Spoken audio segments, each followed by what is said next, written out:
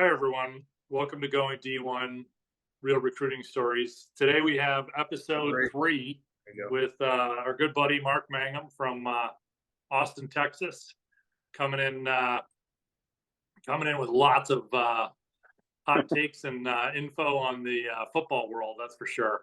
Maybe some track thrown in there. Thank you for coming. Thank you for So thanks so much. And I guess probably the best way to start would be I've known you since maybe 8 years, I guess. Wow, it's a long Yeah, time. right on. I know. And so tell us a little bit about yourself and I thought you'd be interesting to hear from because you have two sons that have gone to different D1 football programs and track. So tell us, give us your quick summary, Mark. Thanks for coming. No, I appreciate that. We're down here in Texas. We're in Austin, and so football is certainly a sport that people are passionate about. They're passionate about a lot of sports, right? And so definitely passionate about football. I'm from here and played college ball myself, and I married. Where did you I'm sorry. play? Yeah, I played at Wisconsin. Yep, Okay. played at Wisconsin. It was a little far away from Austin. My mom was like, "It's so far away," and my dad's like, "Are they paying for it?" And I said, "Yes, sir." And he said, "We're going to come see you." And so it was great, great experience, a lot of great friends, and I learned a lot there. And then married April, my high school sweetheart. She also played college sports. She played some college volleyball at North Texas, and then North Texas, yep. And then she a little bit for a spring at Baylor, and then she became a coach, right? So she was coaching junior high and high school girls in volleyball, basketball, and track. Right. And so sports passion, I guess you should say, for us. And then we had two boys, Max and Mason, and then they got on their journey. And and one's still on it. And so exciting. So you actually taught me a few things more about football than baseball, because I think at some level each sport has their own process, and so there's a little bit of I guess sports specific expertise. But one of the Gunnar and your oldest son Max are about the same age, but Gunnar's journey was very different from Max's because Max was in football. And tell me a little bit about for those of the people listening to the 5 people listening to it that aren't from Texas, what was high school football like for your sons, and how did that translate into the recruiting process? Yeah, a great question. So as I mentioned, right, we're here in Texas. We're in Austin. The school is Westlake. You know that well, and so it's a program with a lot of history and a lot of success. Along with that success and that history, we've had great coaches who help develop our kids. We have a lot of on-field success, and that lends itself to schools being interested in our kids. And so anyway, it's been a really nice springboard. Like I said, Max and Mason's journeys were different. We always believed in playing as many sports as possible. Bowden would be a perfect example of that as well. Having continued to play multiple sports, you play them as long as you can until they say that you cannot. Yes. And it becomes more and more challenging to play for the football basketball combination. Football, baseball, football, track, those sports, they marry up pretty good. Basketball, track will marry up okay. But football, basketball can be a little more challenging, especially with the demands of year-round basketball now. But anyway, so just as far as Max and Mason, I think they benefited from coming from a really good program with coaches that were highly successful and well networked, and we were having a lot of success, and so that lended itself for platforms. I think it's kind of changed at Westlake even more so since Mason's left. They've carried the success on even more, and the best of the best programs are coming through there to check out those kids. So I guess more specifically, what do you recall for Max, your oldest, and for Mason? Do you recall the very first sort of contacts that you've had with colleges for each of them, and then what I guess at what point in their high school career did those come? Were those sophomore year, junior year, when did that happen, and sort of how did that develop? Yeah, I think that's a great question. Max and Mason's recruiting journeys were similar in some ways, but very different in others. Um, Mason had the benefit of kind of watching how Max's recruitment went, and I think that kind of I don't know, it lended itself to Mason kind of maybe not taking a different path, but just using that knowledge to help his own journey. But typically in football, and it can be a little bit different with quarterbacks because they try to recruit those guys a little sooner. And Max was a quarterback at one time, but he transitioned over to safety. But you got to be on the field. Usually, if you can, you got to be on the field as a sophomore, right? As best you can, right? And most importantly is junior film, but you got to be on the field as a sophomore. And for Max, he was getting varsity time as a sophomore, and that certainly helped. But he was still kind of in the quarterback journey there. He was quarterback and safety, and it wasn't defined yet which direction he was going to go. For Mason, he started as a sophomore and played all 3 years. He was a wide receiver. And he started and played all 3 years at that position. And so he had film very early on. So schools began to talk to Mason after his sophomore year. For Max, it came after his junior year. So you think, much. do you think you would say that having a more defined position helps Mason get more exposure earlier on? I think that helps, but I also think it was confirmation that you were definitely getting on the field. How much film did you actually have, right? And Mason just had more film. He started 46 games for Westlake, and so he amassed a lot of film very early, had a lot of success. Not that Max didn't, but at the positions he was playing, there were talented seniors ahead of him, and so it was get in where you could fit in and when you can. And so I think it's defined position, but also how much film you have, and then what you look like. In terms of, how mature your body is and what it looks like when coaches come in and they say, hey, I like that film. But then they walk in there and they physically see you. Does the body match the film that they saw? And does it pass the eye test? And the older that you are, your body has a tendency to mature more, right? And so, it can be great to have film as a sophomore, but maybe you look differently after your junior year than your sophomore year. Yeah. It's an interesting observation, Mark, because that was certainly a challenge for Bowdoin in terms of football recruiting, like just the amount of film that he had was always an issue because he played for really good programs and was not the high school star on the programs, and so then he had a whole nother component to it that it was a challenge. And Sure, I think that's one of the things in my mind, one of the key components for high school football players in terms of getting those offers is getting that film. So I would wholeheartedly agree with you. well, and the other along with getting film, right, is if your body just matures. I mean, look, if we could all script it, we'd probably say that we wanted our body to, mature at certain ages that would line up perfectly with recruiting. And then also with what the requirements were of the position that you play and at the level that's required to play based on where you play. Because that means you would be the person in the position getting the film because your body was there and you were ready to rock and roll. But as we know, we can't control everything. And so, how your body matures often defines whether you're on or on the field and when you're on the field. Right. And that controls your film. So.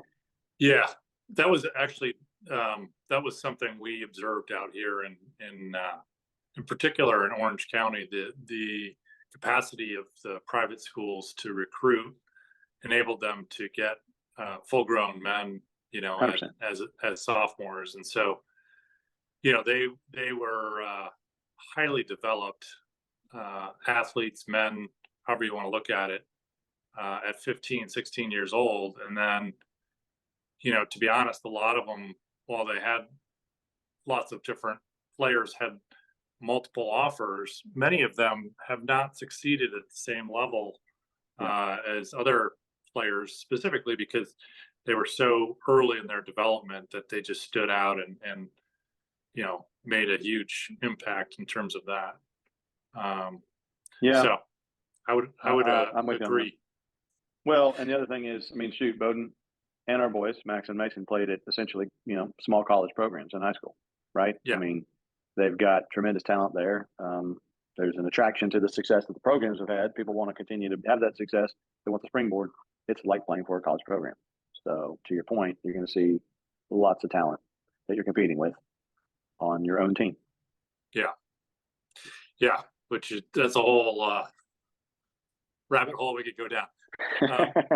What I remember talking to you years ago, and you were talking about Max's process with going to camps, and Yeah. I wouldn't say they're not really showcases in football. It's more of camps, like college specific camps, and maybe some elite camps. I don't know. Can you talk a little bit about that? I don't have really much of a Sure. benchmark for Yeah. how that works. Yeah, I mean, a couple things, right? One, our schools, when they come on campus, they're typically coming in, they're asking coaches, hey, who you got? Coach is giving them, depends on the program and what information they're delivering, but they're sitting them down saying, here's the deal. Here's my list of guys. Gives them the ability to watch film, et cetera. And if if coaches are interested and they're maybe not ready to offer, which that's a whole other discussion about when that occurs, et cetera, they'll invite them to camp. They'll invite them to say, come on camp, we want to see you. Now, the other dynamic that's associated with that is, coaches have a certain area that they're recruiting. Well, if I'm the running backs coach and I just happen to have a certain geographic area that I'm recruiting, but the school that I'm at maybe has a D lineman that I think would be of interest, I'm not really going to be maybe the final call on that. That'll be probably the defensive lineman, the defensive coordinator, and or D line coach, the defensive coordinator and head coach. But I'm going to do what I can to get that kid, that D lineman, to camp, because then we can put our eyes on that kid, right? Now, some say, hey, it's a money generator for the schools, and perhaps that's the case. And others just say, hey, it's a place where kids who've been fans of that school for a long time want to go. But, there's a lot of kids who, are looking for an opportunity to demonstrate their skills firsthand in front of those coaches. And if you're exceptional on that day, and they kind of already are kind of thinking they're interested in you, then you might be able to walk out of there with an offer. Right. But most of those kids are participating, and they don't know necessarily. But schools have a way of segmenting those that they're really interested from the rest of the pack, put them in a special line or with a special group or a certain armband or whatever it happens to be, so that everybody understands that when this group is running around together, these are the guys we're really looking at. Right. And so there were camps that, Max went to several camps. He ended up playing at Harvard, which was awesome, was great experience, et cetera. He went to several camps, mostly Power 5 camps. And so every camp was somewhat different, but they all kind of had this, hey, we're really interested in you. We really want to see you. Will you come? And so what we chose to do on that, now there's other things like, Rivals and the Elite 11 through Nike, the opening and all that kind of stuff, where they are inviting best of the best for, some sort of competitions. It's, physical measurement competitions, 40, vertical, 5, 10, 5, et cetera. But then there's also an opportunity to have one-on-ones, position group battles, et cetera.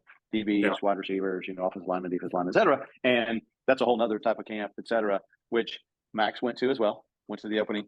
Mason went to the opening, but they went for very different reasons. So do you feel like since these schools said we're interested and we want you to come to these camps, and he ended up going to Harvard, do you feel like those camps were productive and provided like a good experience, or what do you feel like you got out of those camps, if anything? That's number one, you get an experience. You have an opportunity to kind of measure up your talent versus others, how you physically stack up against others. But I will tell you that, in my personal opinion, without kind of doing some due diligence on the front end to make sure that they're really there to evaluate, Max, for example, in his case, Mason, in that segmented group, you know what I'm saying? then otherwise you're just kind of this number. So whether getting that from a high school coach that can help verify, yes, they're genuinely interested in you. I've confirmed that. This is not just a camp invite for the sake of going to camp invites. Now, granted, that assumes that you have multiple camp opportunities to go to. If your recruiting is kind of light and you're just looking for any kind of break or any kind of opportunity, you take what you can and you don't look back and you get what you can get without throwing a fit because you're just trying to shake the trees, right? But if you're in there and you're saying, hey, I can go to multiple camps and all these are going to happen in June and I can't go to every single one of them. And so I'm going to go to the camps that, number one, maybe I want to go to that school, or number two, I really think they're more interested in me and somebody else because of the way they're communicating with me. Then you go about it. And I mean, Joel, we talked about this, but Max's journey was, in hindsight, crazy because he went to 8 camps. He ended up going to 9 camps in about 45 days. Doesn't sound like a lot, but they were all kind of stacked up. And one weekend was, Wake Forest on a Friday night, Georgia Tech on a Saturday, Iowa on a Sunday, and Northwestern on a Monday morning. Oh my gosh. So it was, went with a group of guys on a bus that they'd lined up several places and we checked out, hey, Wake Forest and Georgia Tech, and then he flew out of Atlanta into Iowa on Saturday, busted out Iowa on that Sunday, and we drove from Iowa to Chicago. And that next morning you're exhausted. You've done, traveled 4,000 miles 3,000 miles in, 36 hours and you're just exhausted. And, but you got to be there at Northwestern at, 8 a.m. on Monday morning because that's when their camp is that you could go to and they want to take a look at you. So, it was a lot and it was a lot of different feedback. It was some of which was positive, some of which was reality, and some of which we just never saw that coming. So anyway, it was so much so that one of his last camps to go to was actually Harvard. Wow. And he had gone through that process and was physically and emotionally, just kind of spent. Yeah, and the one that he was coming to with Harvard with the last one was, in July, and now you're right around the corner from getting ready for your season, et cetera. And and we play 7-on-7 down here, right? The state of Texas really cares about that, and so we had a state of Texas tournament down here, of which Max's group actually won the top classification. They won state, which means you're playing in July in College Station, and 100+ degrees on turf. I was gonna say nice and cool. Yeah, exactly. You're playing 3 games on Friday, and to win it on Saturday, it's 5. So it's 8 total games. And we knew that was coming, and their camp was on Sunday. And so we made a determination. Max said, okay, I'm going to go to Harvard. I'm going to go. But he knew he was going to be exhausted. And so we won state. We ran him down to Houston from College Station, put him on a plane, and he flies out on his own. And he shows up the next morning at camp, with bells on at 8 a.m., in Boston, and did enough. Yeah, ready to roll, and did what he needed to do to get that opportunity, because it was kind of there, but it wasn't really there until he showed his face and he showed out at camp. So did he come out of that camp with an offer, or did he get an offer later? At Harvard? Yeah. He came out without the offer. He came out with a lot of positive feedback. He thought he was going to get the offer. It didn't happen. I think a lot of the coaches thought it was going to happen, but it didn't. Okay. And it came about 10 days later. Oh, okay. So it was very quick right after. And so some of the camps that we went to on others were like, hey, Max, we want you. We're going to keep tracking you. We're going to keep tracking through the senior year. Hey, we thought you might be bigger. When we put our eyes on you, we thought you might be bigger. Okay. I was always 185 to 190. I was never 215. You know what I'm saying? But they needed to see that. You know what I'm saying? Or some of it was, hey, you know what, we like you, and we're filled up at the position, but we want you to come as a preferred walk-on or whatever it happens to be. Right. Now, my college football coach, one of them would say, hey, your PWO is nice, but that means they preferred somebody else, which I understand. I understand, but I also understand that once again, you get in where you can fit in, right? Yeah. And sometimes it's that way. So for Max, it ended up being a number of offers that were ranged from preferred walk-on to Ivy League, and that's ultimately he chose Harvard. Do you think well, I mean, first of all, congratulations! What a great outcome. Thank you. Yeah. Second of all, that sounds brutal. But third, I'm a little curious if did he entertain some of the preferred walk-on or the Yes. spots where he would have to fight his way up the depth chart? Yes, he did. He did. And what was yep. ultimately the process that changed or that guided him to Harvard? Well, I mean, it's Harvard, and so at the end of the day, we're going to school, Right. and so eventually, whether we go, whether anybody ever goes pro in ball, we eventually all go pro in life. Yeah.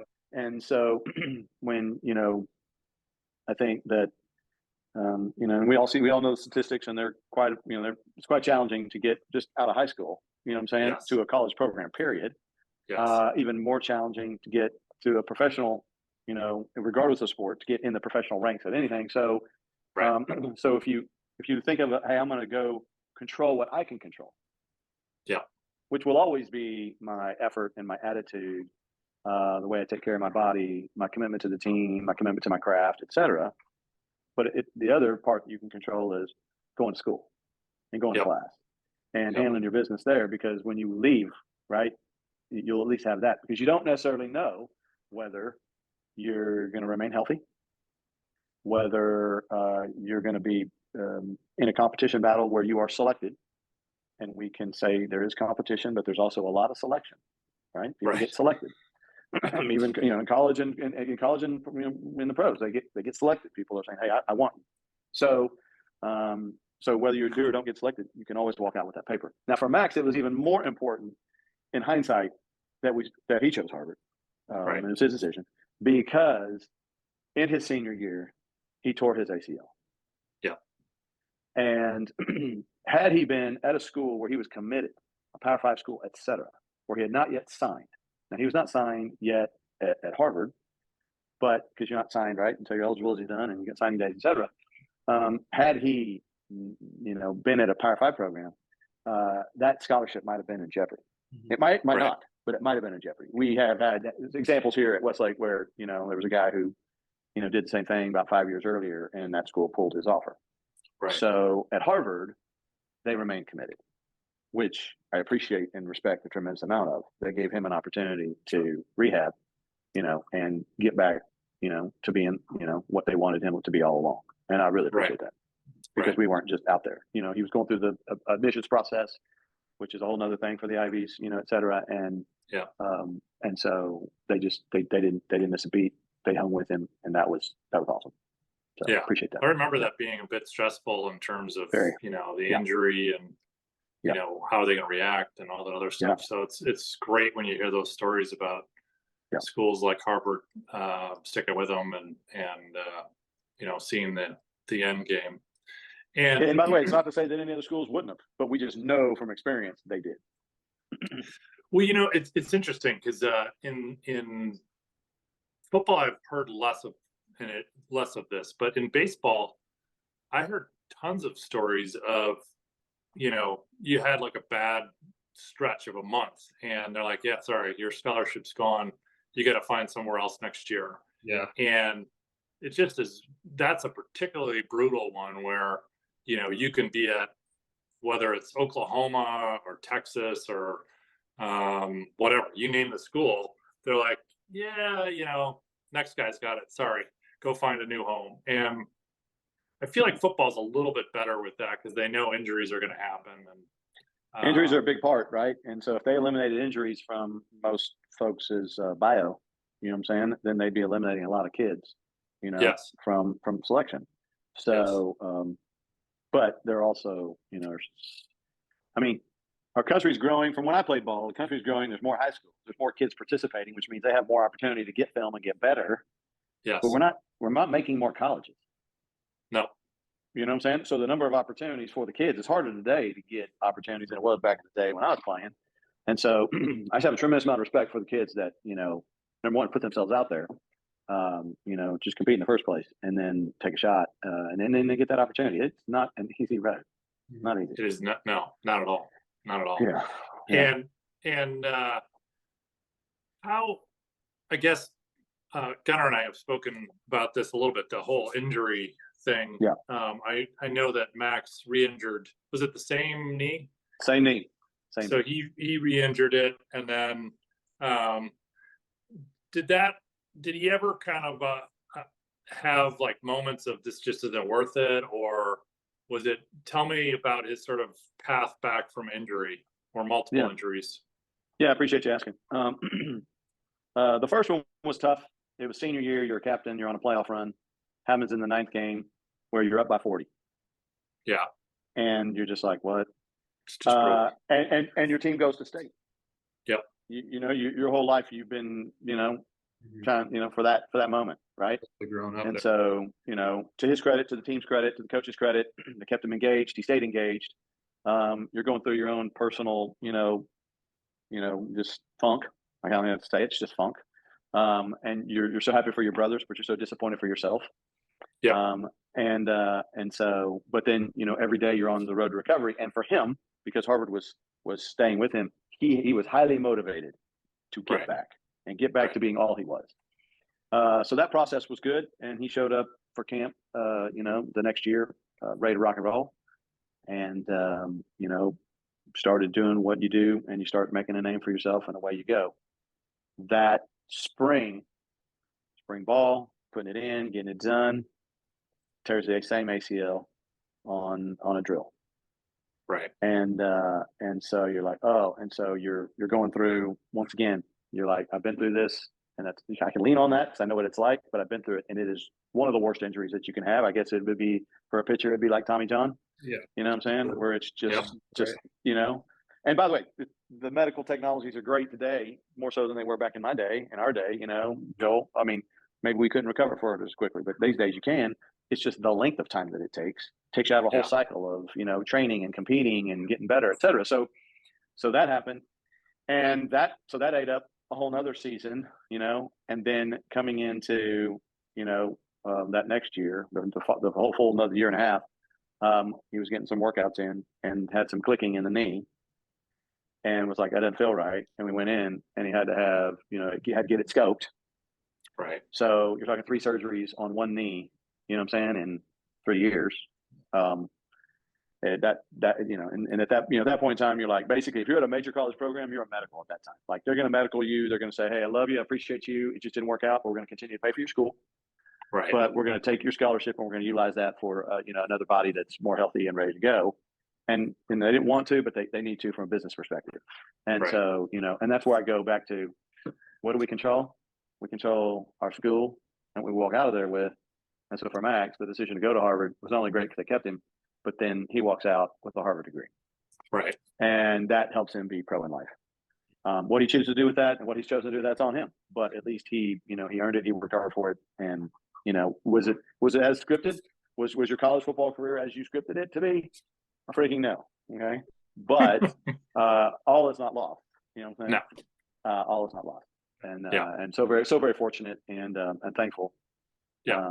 And so You crushed it with Max. He had multiple offers, chose a school that he loves, had the D1 experience, didn't work the way he wanted it to, but he got a great education, and as you said, he's going pro in life and very happy. So, on a side note, one of the things that I found interesting about some of these high academic schools, which is not just the Ivies, but a lot of other schools do the same thing, is they will do need-based scholarship. So if you're in the right income bracket, you effectively have a full ride anyway. So it's in a lot of ways, it's a potential to go to an academic school that has fantastic payout for you as a student.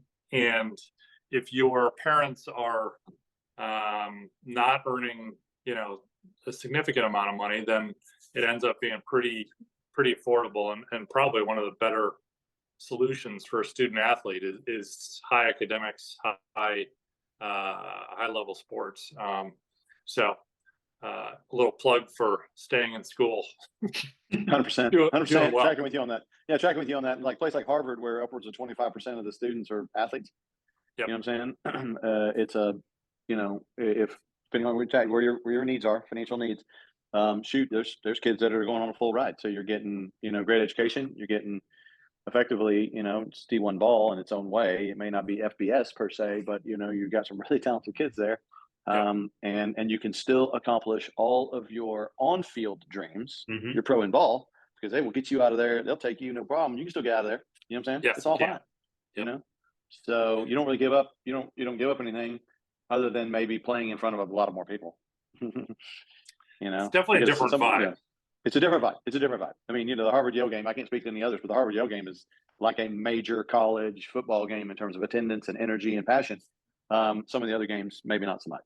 You know what I'm saying? Right. But it's the way it is. Yeah. Yeah. So. All right. So let's thank you for that. Well done. Now let's go to your second son, Mason, who my son Bowden and Mason are friends, knew each other well in high school, and have kind of had different recruiting stories, but we've kind of tracked each other. And so tell me a little bit more about his high school. He was good, and tell me about the receiver kind of role and what people were looking for and the whole evolution to getting to where he is now. Yeah, so Mason was like Max. He was a multi-sport guy, but he had one more sport, and that was basketball. So he was a football, basketball, track guy, and and that was a tough combo. His freshman year in track, he had success. He made it to region, and that's hard to do. And so it was early indications like, oh, okay, maybe we're starting to do some good there, right? Because basketball is now year round, and Mason was really passionate about basketball. There was a moment where he was thinking about maybe just going straight basketball, which once again you could do basketball and then come and jump into track whenever that was done. But that changed, quickly changed, and he went football, and it was great because for him and long term because he stayed healthy. Number one. We were having a lot of team success. So, of course, in Texas, 16 games will get you to the state championship. And we got to the semis his sophomore and junior year. And then we won state his senior year, their senior year. And so, 15 plus 15 games plus 16 is 46. And so he started 46 games and amassed a lot of experience, a lot of film, a lot of stats, a lot of pub. At the same time, he was still multi-sporting. Right. And basketball, still basketballing, which was hard because we're playing 15 games or 16 or 15 games. That's, week before, it's December 16th or so. And your basketball season's already been going for a month, plus all the preseason stuff. And so you're jumping in. It's very difficult to catch up to kids who are talented in their own right, but then also focused on that. But he was finding his way. And then he was late to track. And so what he would do, just as a side note, is when he could, he would during football season, when he wasn't focused on football season, he would just keep his basketball skills sharp. When he was in basketball season, he would keep his track skills sharp. So it required him to do extra work, extra time while he was maintaining his studies, right? Right. But he was passionate about it. He wanted it, so go for it. He had just out of curiosity, what does that translate into time spent at school, studying, practicing two sports? What do you like? Is it a 6 a.m. to 10 p.m. or? Yeah, it's Sundays because in high school that's your really only day off. It's Sundays. It's really your day off, and your only day of rest is and then it's like in basketball you play on Tuesdays and Fridays. So on a Wednesday you're out working on your hurdles. You know what I'm saying? And it's in prep for because track will start first part of February, end of February, and then go through June if you're fortunate, or mid-May. And so anyway, you got so it was a lot of Sundays and evenings because football, for example, would have practice at 5:30 in the morning, so they get their practices done before school. And so that you just get it in where you can fit it in. Right. Yeah, there's that phrase again. It seems to be kind of common, but it's there you go. So basically, out of curiosity, did he did he lose interest in basketball because he felt like that was a less basketball's a really tough path. It is. Just from It is. having played myself and measured, you kind of measure up against certain people, and surprisingly, there's tons of 6'6", 6'7" guys out there. Exactly. And you can ask Gunner's minor league pitching squad, which is like 6'4" to 6'8", basically. Yeah, they can freaking win. They can win in hoops. Yeah. Anyways, so tell us a little bit about the basketball and what kind of evolution occurred there, and then how that may have impacted the whole recruiting. Yeah, I appreciate that. So you can love the sport, but the sport's got to love you back. Right. And one of the ways that love can be shown is, a pathway to making a team, because football is not a cut sport, and neither is track. But like a basketball and like a baseball, oftentimes we're not choosing kids to play. Well, Matt Mason was chosen. I mean, he was chosen to be on the team, so that's great. So you got to cross that hurdle. And then the other one is you want to be a contributing member on the court, and he was getting minutes, right? And then there's that ultimate, hey, I want to be a starter, I want to be a baller, I want to be a dog. You know what I'm saying? And I think that for Mason, because he was doing so many things, he was playing basketball in the summer, doing a lot of that. He was, going with the team and doing the summer tournaments, etc. He was doing 7-on-7 with football. He was, doing his track, and he was doing them all. But I think that the path was getting harder and harder. Once again, the basketball team he's playing on, very talented, like D1 players all starting, right? So, it's hard to crack the lineup when there's a tremendous amount of talent there.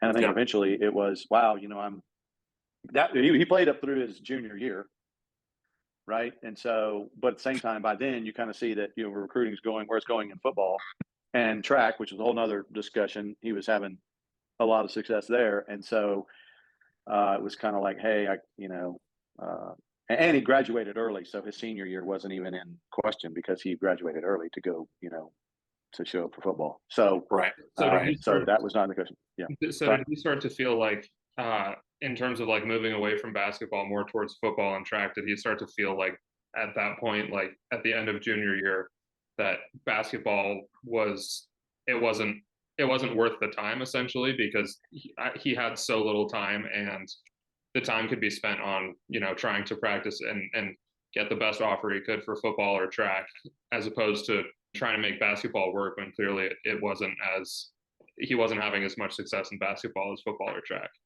Yeah. So it was interesting success because part of basketball actually helped him get one of his primary offers in football. And I can explain that in a second, but it was, I'm getting late. I'm getting in, over Christmas into football, or excuse me, into basketball. They've already got their rotation set, right? I am, and then, that team's going to go deep. Like basketball was going to go deep. We were making state championship runs or whatever. And so that's taking you through spring break, right? That happens, when track's already started. So, so it was kind of, and because he had success his freshman year and his sophomore year, his junior year for track was going to be a big one. Now he finished out with basketball. But he anticipated it could be a big one. You don't know, but you're thinking, hey, this could be my year, because in track also you got to have a good junior year, because by the time the senior year comes around, everybody already knows where they're going. Kind of like in baseball, you know what I'm saying? Where everybody kind of already knows. Yeah. So you got to have that good junior year. And but the basketball, ironically, as much as he loved it, and as much as maybe the on court time didn't materialize like he would have envisioned, and I understand why. It was some of the things that he was doing athletically, like dunking, and the way he was dunking, and given his size and his, physical metrics, some of the things that he was doing were not what you would normally see. Like football coaches wouldn't normally see that. And it kind of lends itself into, kind of that whole, what Mason was doing on the football field. And then maybe, what a team might be looking for from an eye test when he comes walking in the room. I gave a lot of credit to some of the Westlake football coaches, because after, football coaches coming in, and the best of the best programs in the country coming in there, recruiting our kids and saying, hey, I'm interested in this kid who's really fast and he's making some great plays, et cetera, on the football field. They would see him and maybe they go, oh, okay, maybe that he doesn't meet, the eye test doesn't meet what I see on film, right. And so they got tired of that. Our football coaches, Westlake football coaches, and a certain school came in and he said, "We're not even going to show you his football film. We're just going to show you his basketball dunks." Really? And when this kid walks in, that kid walking in is doing these dunks. You already his film. We'll show you his film. You're gonna love it. You're gonna love it. Track and verified times. All he has, they're gonna love it. And when they saw that, they were like, "That's different." And so that was ironically that was a springboard Yeah. to help them go, "Okay, we're dealing with somebody different here." Yeah. That's cool. That's brilliant by the coaches. I mean, how? Yeah, it was how, awesome. It was awesome. It was some freaking, you'd love it. Bowden love it too. Freaking some roundhouse, freaking coming in, some 360 funk, just stuff that you're just like, okay, weird. You know what I'm saying? Awesome. So it helped. Yeah. That's great. That's great. And so tell me, he had a Arkansas offer. Mm-hmm. What was the timing on that, and how did the football relate to the track with that? Yeah, so Mason had a good sophomore year football. Right, started. We played 15 games. Stat packed. All that. And so football schools start coming. There's two little windows that come in. Right after mid January or so for about 45 days in there, and then they come. More in spring ball related after their spring ball typically before our schools have ended, and so Mason was getting some interest, and that's where some of the big schools were coming in, going, okay, we have a starter at a high performing school, a sophomore starter at a high performing school, has a lot of film. He could be an early offer kid. They would come in, and that's where maybe the eye test and stuff like that didn't match, and they're like, okay, Mason was not spending as much time in the weight room because he was going right from football into basketball, right into track. So he's not off seasoning. He's not, doing, changing the body like Max was changing the body. You know what I'm saying? He was just always in performance mode. Right. So there was no rest and there was no prep for that. It was just, I got to get my skills done. How tall is Mason, and how much does he weigh at the end of sophomore football season? Yeah. In a senior football, sophomore or senior? Well, I was thinking senior, but both would be interesting. Yeah, so after sophomore year, he's 5'11", and he weighs about 160, 65. Okay. And then he rolls at 5'11", 6 foot. He likes to say 5'11". When I stand next to him, I'm like, "You're easy 6 foot," where I'm getting shorter, and that could be happening too. And then he's 185. When he plays, I think he carries 185 really well. So he's 5'11", 6 foot, 185. Yeah, that's about right. Yeah. Okay. And okay. Yep. But he was kind of at that spot sophomore year. He's putting up numbers. He kind of was. He was putting up numbers. He was going. Okay. He was rolling, and they were liking the film, but then they couldn't quite offer. I mean, literally every school, because we had some talented juniors, that were getting some looks, and we had in our school was already we'd already been putting out guys, and so the same schools were coming through, and they were the biggest of the best of the best. And we just couldn't. So like, okay, no problem. You just got to keep doing your work, whatever. He goes and has a good sophomore track season. Excels there, and mainly in the hurdles, the 110s and the 300s. And so was doing his work there. And so he was like, okay, we maybe started kind of getting some interest in the track after his sophomore year. That's cool. And he went to 2 camps sophomore year. And he went to 1 camp. He went for football. Okay, got it. Yeah. And so he knew after watching Max, he's like, I don't see myself flying around all over the country. You know what I'm saying? But keep in mind, we went to some of those, right? We talked about Max, went to the ones that we thought were good fits, et cetera, that maybe they were going to value academics over some of the other things because we thought it'd be a better fit, et cetera. And we thought maybe he could help check off a box. Mason was going to be in that same category or whatever. But he also, was like, hey, I'm open to whatever. So we went to 2 camps. And one of the camps, he performed to the level after having been to so many with Max. I was like, okay, that warrants an offer. Okay, he runs his 40, and they watch and they go, okay, Mason has to run it once more than everybody else, right? So everybody runs it twice, he runs it 3 times. Mm-hmm. Right. And you're going, okay. Then when they go into the one-on-one drills or whatever, he's rotating. We're just up in the stands watching, but he's rotating through more than everybody else because the coaches are saying, hey. So we started to see is every time this one quarterback that clearly they wanted, every time he was throwing, they matched Mason up with that quarterback. Right. Against a certain DB or 2 or whatever. So you're starting to think, okay, maybe this is a way. And then we went down after the field and they said, hey, we're going to keep watching Mason. We're going to keep watching.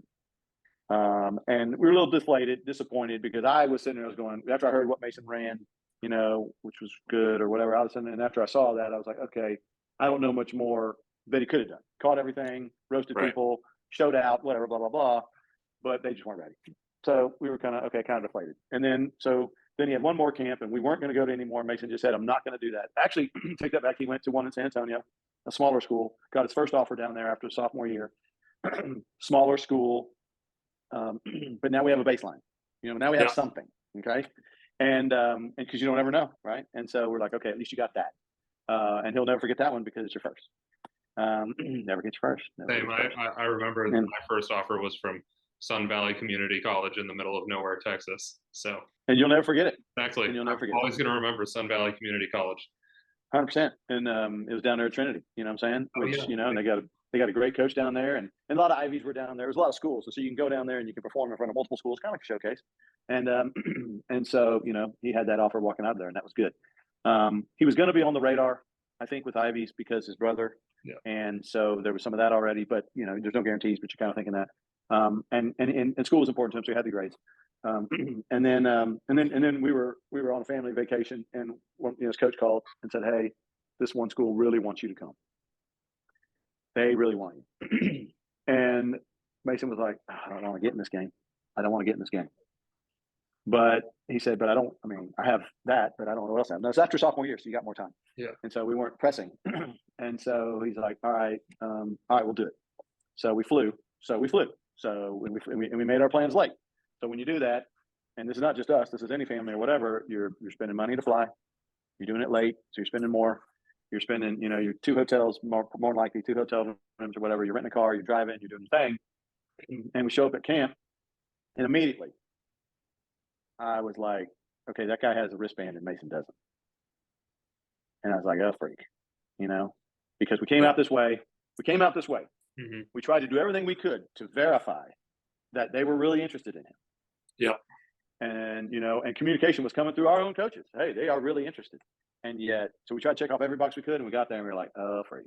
It didn't help it. Somewhere along the way, in the middle of the drills, Mason cuts his eye. He and another guy banged heads. We got a big old gash. We go to the emergency room, get it stitched up, and go back to the freaking camp. Yeah, as you should. Yep. Because Mason's like, I'm going to go back with my freaking thing. I'm going to do what I can. It's all puffy, but he's going to still try and catch balls or do what he can to show these guys, hey, you're interested in me, I'm interested in you. And it was a good academic school, it was a great program. And then we went up and we waited in line to go see the position coach afterwards because I was seeing and there wasn't much love or whatever. I was like, but just check off all the boxes.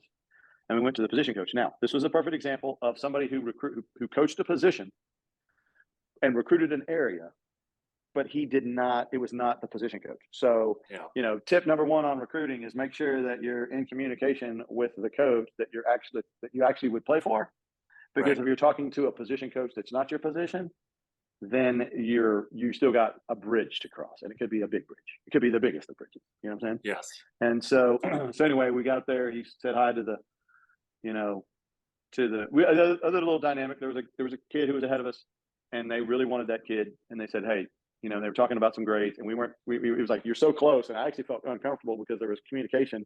And I was like, that's kind of personal information. We don't need to be hearing that, but there's a big old line behind you, and you can't scoot back, and you can't push them forward, and so you're just sitting there. And they're kind of talking about, we'll drop our academic requirements to get you in, and we'll, not drop, but there's ways that we can, there's things that we can do. Yeah. Okay. We will facilitate. Sure word choice is okay here, but it was things they could do. And I was sitting there saying, really, at this academic institution?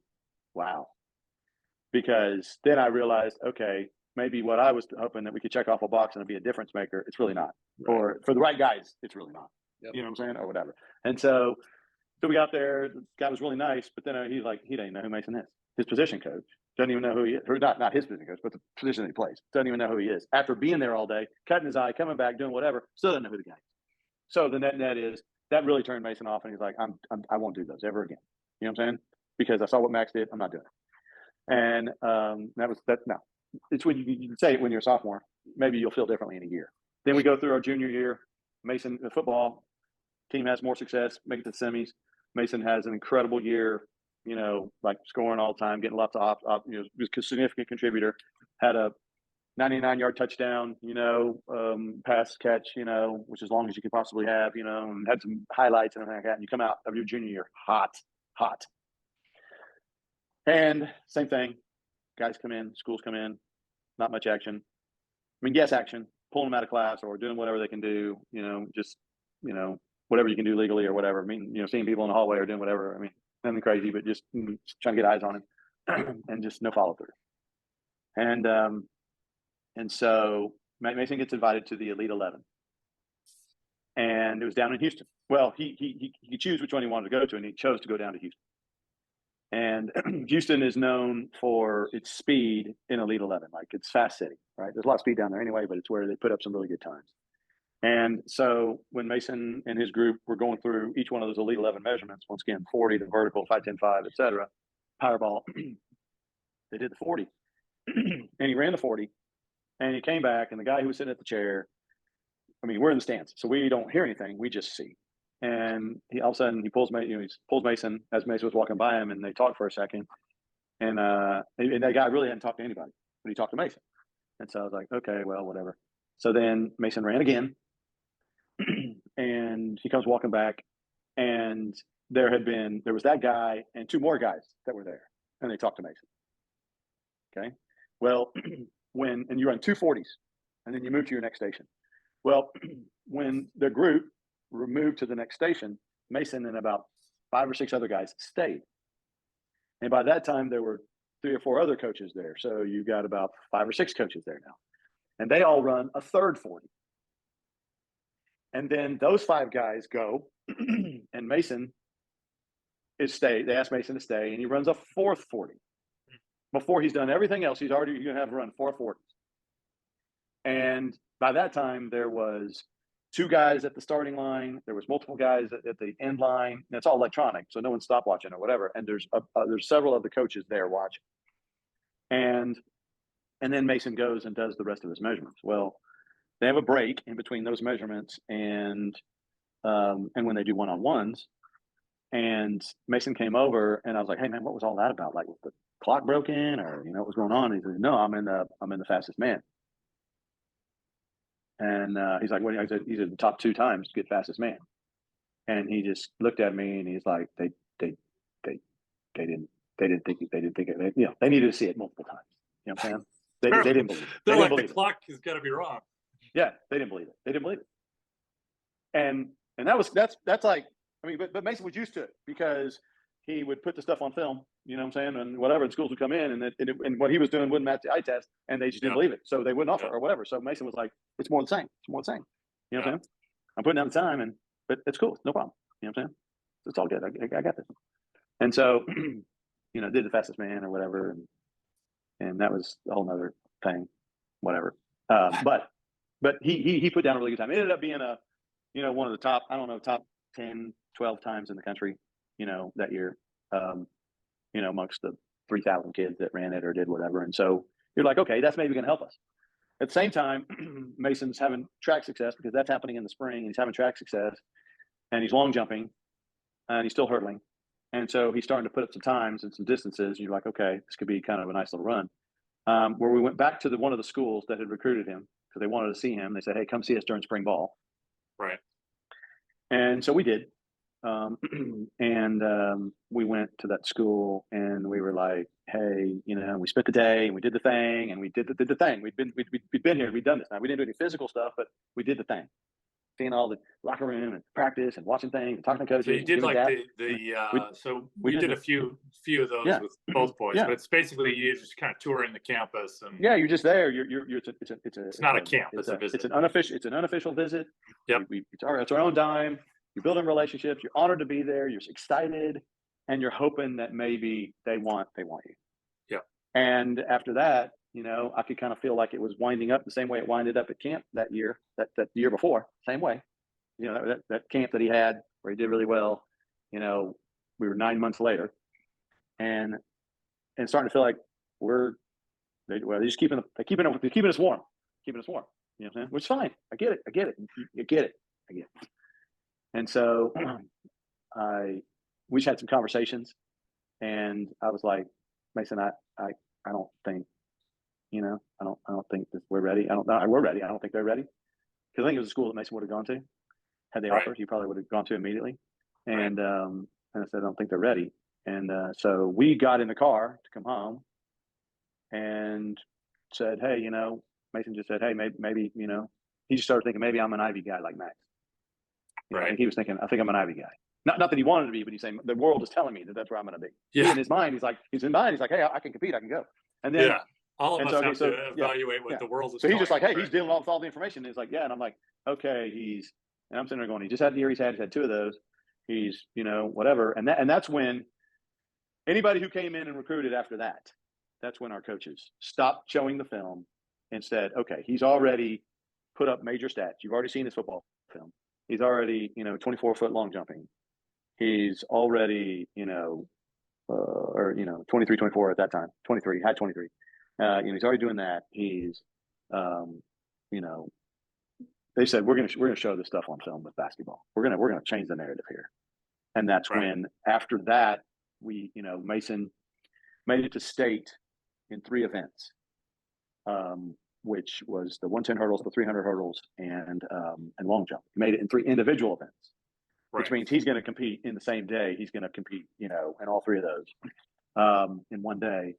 Long jump in the morning and then hurdles in the evening. And he ended up getting second in the long jump in state. Lost to Matthew Bowling, who just won an Olympic gold medal, not in long jump, but he's full ride track guy at freaking Georgia and is amazing talent. But he got second in the long jump, and he got 4th in the 110s, and he got 5th in the 300s. So he scored in all those events. And now I got verified track stuff. Well, a certain school, Arkansas, saw the film, the dunking, and they said, "Oh, we'll take Mason as a dual sport guy." So we went from just the football guys led it, track guys came in right behind, and we were like, and we'd kind of been talking to them before, but they didn't fully offer. But it was close. They were keeping us warm too. And as soon as they, offered, Mason was like, you know what, it's SEC West, dual sport, I'm in. And so much so that I'm coming mid-year.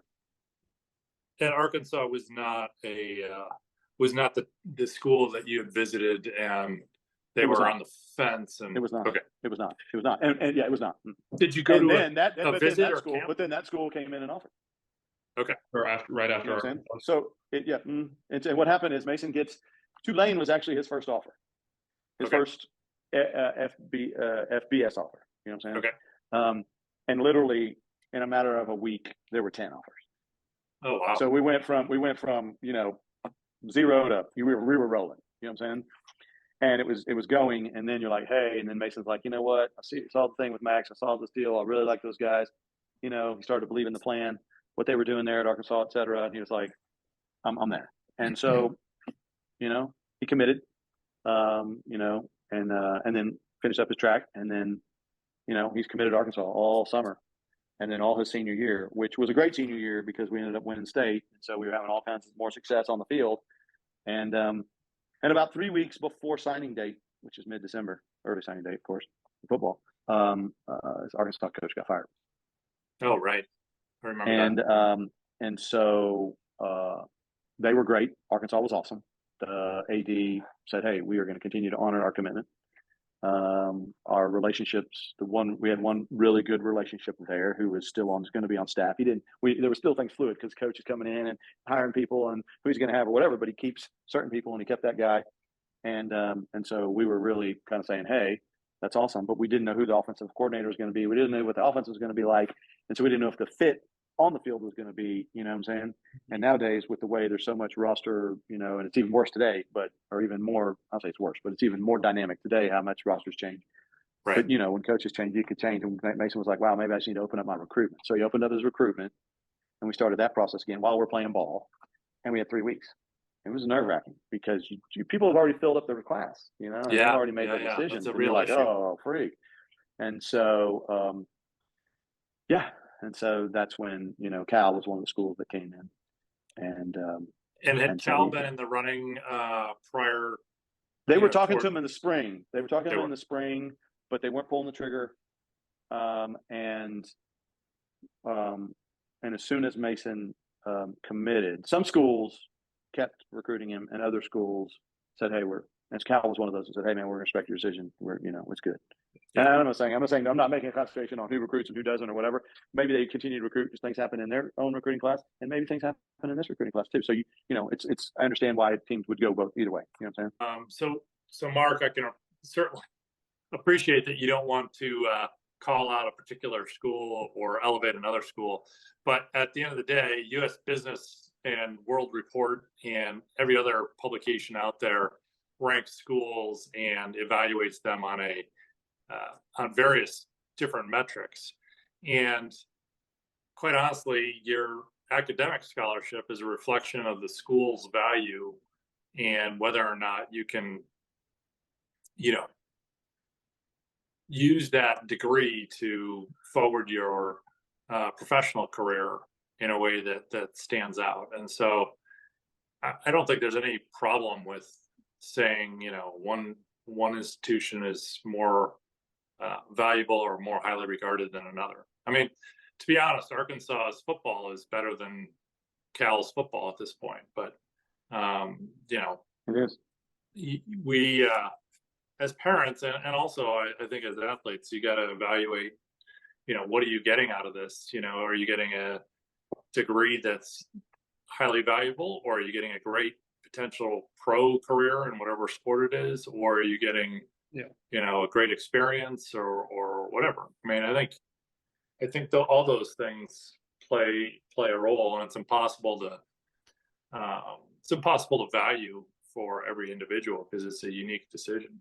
So yeah, and I think it goes back to, by the way, I appreciate you saying that. It goes back to maybe also like what Max experienced. At the end of the day, you control what you can control. You don't know if you're going to get hurt. You don't know if you'll end up being on the field or how much you will. And so here's Mason. Before he signs, he's already seen what his brother went through. So he's like, okay, and he had not had any injuries up to that point. And so he's like, but that could happen. And then the other thing is, I've already gone through a coaching change and I hadn't even signed. And coaching changes happen all the time. Mm-hmm. So, and Max didn't go through a coaching change per se. He didn't go through a head coaching change. So he's like, wow, I've seen my brother and I see this. So now I got to maybe just take a step back and go, maybe I'll approach this a little differently on my next recruiting. And, like I said, he went out and he saw Cal and he thought, okay, this is a unique opportunity. And they also, allowed him to pursue a passion area, which is track. Right. And they were going to take him at mid-year, which he was graduating. I mean, He signed on a Wednesday, graduated on a Thursday, plays for the state championship on Saturday, and they win it. And then Christmas is like 3 days later. And I was like, oh, there's no presents under the tree because you just had Christmas. Or you just went through the greatest. I mean, like the greatest. Yeah. I mean, you know what I'm saying? I mean, you best signed, December like, ever. That's the best week ever. You know what I'm saying? And so I'm like, it's like magical. So anyway, but yeah. And then in between then and when he reported to Cal, he went and ran.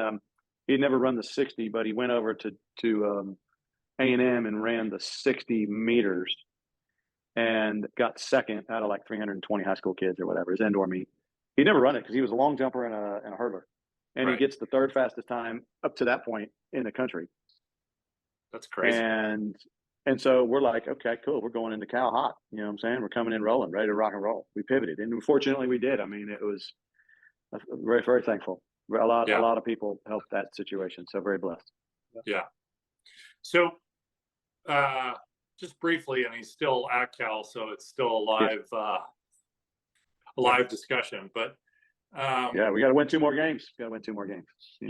Bowdoin did have an offer to a very high profile football program that was essentially a preferred walk-on playing D-line, and his coach was basically said, you can take it. I know you want it, but at the end of the day, it's going to be a real uphill battle to get on the field. And that particular school actually has had coaching changes and a variety of different things, and who knows what would have happened. He's actually in a great spot now, but do you feel like when Mason got there, he had a pretty good feel for how things were going to play out at his position, or do you think he was just uh, one more guy on the roster that's fighting for reps? Because I think the reality is when you get there, everything that happened in high school, while it looks good and sounds good, it doesn't really matter because you're just competing against a group of guys to get on the field. And then the coaches have their own biases that, particularly in football, I feel like the scheme can determine a lot more than you ever want to acknowledge. Sure. And I certainly didn't appreciate that in high school or, let's call it 10 years ago. So tell me a little bit about kind of the transition from, hey, life is going perfectly to now I'm here and now what happens? Yeah. So in between signing and reporting, so we signed right mid-December and report in mid-January. The offensive coordinator at Cal took a head coaching position at another school. So we end up getting a new OC who runs a completely different offensive scheme. So, for example, the one that was there when Mason signed ran a lot of four wide receivers, right? Yeah. So if you got four receivers and two deep, that's 8 dudes. When we went to more of a pro style offense with a new OC who didn't recruit Mason or didn't have any, it didn't recruit a lot of those guys, you know what I'm saying? Sure. Because, whatever. Mason wasn't the only one. They played some more tight ends. So they would play 1 to 2 tight ends. So that you might go from, and if we're in 12 personnel, which is fine, we go from 4 wide, 2 deep to 2 wide, 4 deep. And all of a sudden, it's hard. You're like getting stacked, right? You're like, man, there's not a whole lot of reps for the wideouts. And not as many, you know what I'm saying? So there's that. And then freaking 60 days in, COVID hits, So you're just getting going in spring ball. You've had like a week of spring ball and COVID hits. So we know what that did to everybody. It messed up everything for everybody. And then on top of that, the Pac-12 treated COVID very differently than other places. So we played 4 football games. Yes. Whereas everybody else played the full season, but it didn't count. Right? So what ended up happening is kids that players at the wide receiver position, there were 2 of them that had NFL aspirations, didn't get an opportunity to do that during the fall. They got 4 games, so they definitely came back for their 6th year. They definitely came back, and we had freshmen coming in. Right. So there was compression. Dudes aren't leaving. We're already getting stacked on the offense. We got dudes coming up from behind, and it's crowded. It's a crowded room.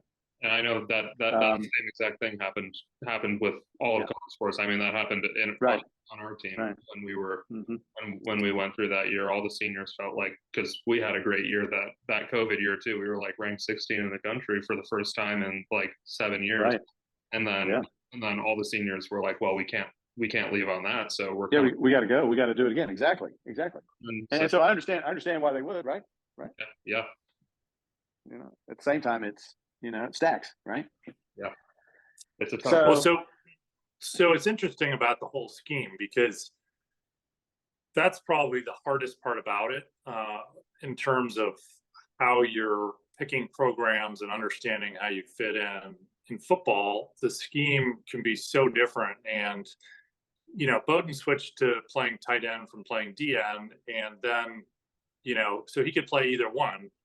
But the program, one of the reasons he was so excited to go to Rice is they played a pro style offense and a lot of 12 personnel with 2 tight ends. And, he's been in the game most of the time since getting there. And it's weird how, I think Mike Leach had so many, I guess, followers or disciples, however you want to say it, of the air raid offense that proliferated in college football. And so those were the kind of the programs, like that's what you're saying Cal was doing when Mason signed up. And it's just rough to switch to pro style. It's almost like, if you're going it's different. It's different. Yeah. And different it's just personnel. so much harder.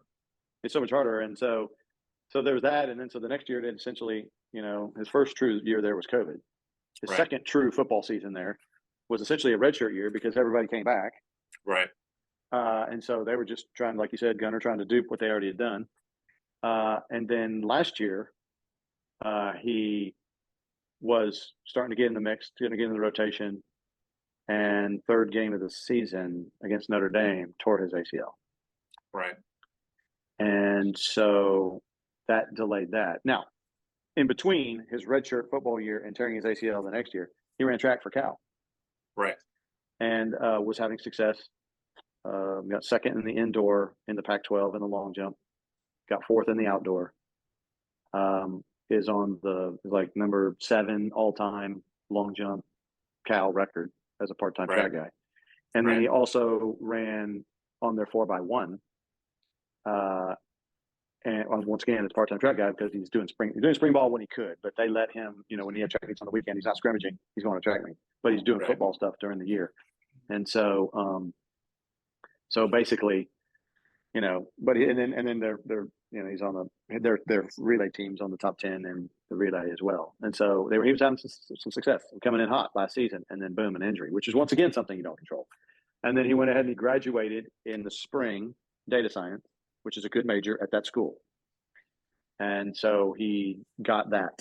And then this year he's been just, battling to get back from the ACL, some collateral hammy issues, and then just, timing of missing some, when getting his body conditioned and et cetera. And it's been kind of a longer road back than we would have liked.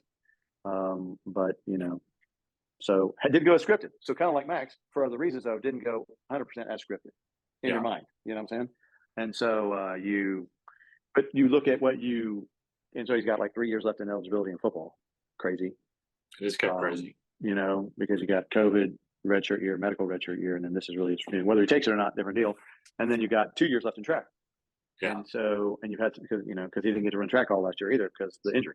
So, he's got a lot more eligibility, but he's got a degree in his pocket. And now you just kind of see what you got. And coinciding with what's also happening is the changes in college football. That's going to have ramifications for all the sports, but changes in college football are now that once you get to a school as a true freshman, and there's going to be very few of those getting into some of our bigger schools because they're going to go take more experienced players from other rosters, right? Sure. So what will happen there is you got about 2 years to demonstrate that you are somebody of value. Yes. If not, they'll tap you on the shoulder maybe, or kind of give you an indication. It's not, if you're here to play, it's not happening for you. You know what I'm saying? And oftentimes kids will say, hey, I'm going to go to another school because I really want to play. Some kids will say, well, that's okay. I'll be a member of the team. I'll play my role. I'll do what I'm supposed to do, whether that's scout team or special teams or whatever. Yeah. I just want the degree from here. And then after that, after the first 2 years, it's pretty much, in my opinion, every 6 months. Every 6 months, because portal opens twice a year. You got to make a roster every 6 months, which means you got to have some sort of a good year to justify your existence in the fall so that they want you back. And then you got to do something in spring to justify your existence so that, you're not, otherwise you're probably going to enter the portal in spring. Yeah. And you got, and so it's every 6 months. And so you're on a 6 month contract. No, you're not technically on a 6 month contract, but it kind of feels like that. Yeah. Right. The other thing too, I've talked to, a friend of mine in Chicago, he had a friend of his that was playing, I can't remember what the Catholic school was, but had done really well in Chicago, played safety, and I guess must have been a private school league in suburban Chicago, did really well, ended up getting a full ride to USC, went to USC, and as soon as he showed up, he's like, oh my gosh, like these guys are so much better than me, physically more talented. He's like, I'm going to stick with the scholarship, but man, this is a huge wake up call. And I think part of it was, in high school, I had really good coaching. They were signaling in what he thought the play was going to be. So like he kind of knew where to go, and, all these things that are intangibles in high school, you get to college and then these D1 programs, it's like, okay, well, that's all nice, and it's great that you have knowledge and instincts, but if you can't physically hang with your competition, you're done. And, but that's again, it's not maybe as scripted, but it's actually more common than the it fantastic outcome, It is, look, we can't get away from football. It's so much ingrained in our society. Really, sports are, right? It's a lot of our content that we, we flip on the TV. That's our content. Yep. And so, we see lots of times what somebody's showing us, and that's Right. success. And it's the top players at the top schools, Yep. right? Right. But what we all know is that a majority, certainly of a football roster, because a football roster is so big, okay, and you're playing 11. Now you're 11 on offense or 11 on defense and some on special teams or whatever, but you have such a large roster that a majority of the roster are contributors. Yeah. They're and I kind of just package them into three categories: ballers, contributors, and see you laters. Right. And if you're a baller, you're a starter, and you're going to try and catch a flyer and get to the league. If you're a contributor, which is the bulk of your roster, you're getting in where you can fit in. You're making a contribution. You're depth. You know what I'm saying? Yeah. And you're there to keep the train going. And if you need, whether it's going in for a play or going in for a game or going in for a season, you know what I'm saying? You're there to keep the wheels going as if the baller was still playing. Right. And then there's see you laters where, you're probably never going to get on the field there. And so maybe whether you can stay for school, maybe, or maybe not, I don't know. It depends on the school or whatever. But I mean, look at Dion. Dion just walked in and said, "Hey man, the Latro." You know what I'm saying? Yeah. And so, it's not, there's nothing bad with being, I mean, that's what I say. We don't see necessarily the contributors script or the see you laters script. We typically see the ballers script, and that's the challenge. You know what I'm saying? So that's kind of the deal. That's why that's one. Podcasts. Yeah. Yeah. I mean, that's one of the real things about the podcast is that, I think the majority of D1 athletes are excited to be there, but they're really, you need to choose a school, and there's so many things outside of your control that you can't change that, you may end up getting a pro opportunity, but you may not. And there's a lot that has to go right, and so a lot has to go right. I mean, granted, there's so much talent in our college programs. And by the way, I would expect each one of them to feel very strongly about their talent. Each one of the players and kids, they need to feel great about their talent, or else, number one, they probably wouldn't have gotten there in the first place. Right. And that's what it takes to compete. You have to believe in yourself more than anybody else will. Right. Yeah. But then a lot of other things have to go kind of in your favor. And that's where I think that there's, there continues to be, everybody's journey is different. We always like to say, you got to make it obvious. Don't be a jag, which is just another guy. You know what I'm saying? And get in where you can fit in. Yeah. Yeah. Well, I think and, that's a good way to approach it, Mark. And I don't want to take up your entire night here. So no, this is great. This is awesome. No, I appreciate it. Thanks for, it's allowing funny me to jump in. I love the podcast. Going D1 is really, that's good. Okay, that's good.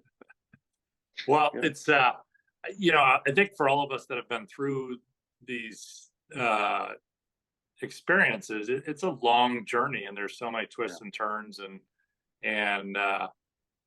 it's there's a lot of positives and negatives to it, and so you gotta. It never goes exactly how you want it to go. Yeah, perseverance is always a measure of performance. Yeah, you know what I'm saying, and persevering through the funk, and there's going to be plenty of it. Yeah. Yes. And I know we celebrate that, with those who have really reached the top of the mountain, when we see the specials on them, right before the game, the special on the QB or the pitcher or the point guard or whatever. But there's a gajillion stories out there, and there's a lot of respect that, we can all have for everybody who's made it there and then been on that journey. And in the process of that journey. Yes. Well, listen, Mark, thanks so much for joining us. Appreciate your time and, insights, and it's probably longer because you have 2 success stories. But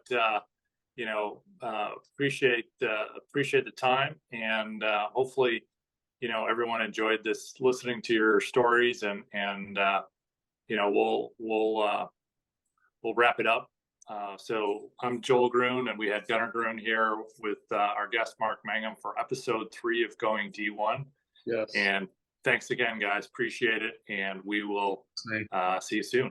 Appreciate you. Thanks so much, Gunnar. Thanks for showing us the way, my friend. No problem. That's He's awesome. the only one that knows what's going on. Hey, thanks, Joel. Thank you. Appreciate you. All right. Thanks, awesome, brother. All right.